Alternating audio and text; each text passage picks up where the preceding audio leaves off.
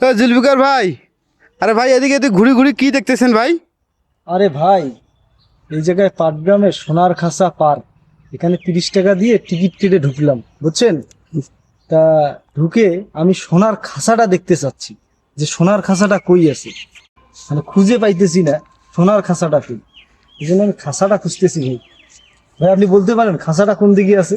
ভাই এটা খালি নামে সোনার খাসা, এখানে কোনো সোনা নাইও, কোনো খাসাও নাই। কি বলেন রে ভাই? এটা নামেই শুধু সোনার খাসা। হ্যাঁ, এটা কোনো কথা হইলো? হ্যাঁ, তাহলে মানুষ মনে করেন সোনার কাছে আসবে, আগে তো সোনার খাসাটা দেখবে।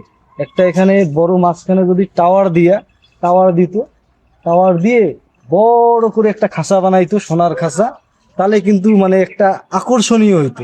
ঠিক আছে ভাই। এটা আমরা কর্তৃপক্ষের দৃষ্টি আকর্ষণ করতেছি। অবশ্যই আপনারা এই জায়গায় একটা বিশাল টাওয়ার দিবেন, টাওয়ার দিয়ে একটা সোনার খাসা বানাবেন, তাহলে একটা সৌন্দর্য দেখা যাবে যে এখানে সোনার খাসা আছে, এই যে সোনার খাসাটা, তাহলে আমরা সবাই দেখতে পারবো, বুঝবো। বুঝছেন? ঠিক আছে, ভালো থাকবেন, আল্লাহ হাফেজ।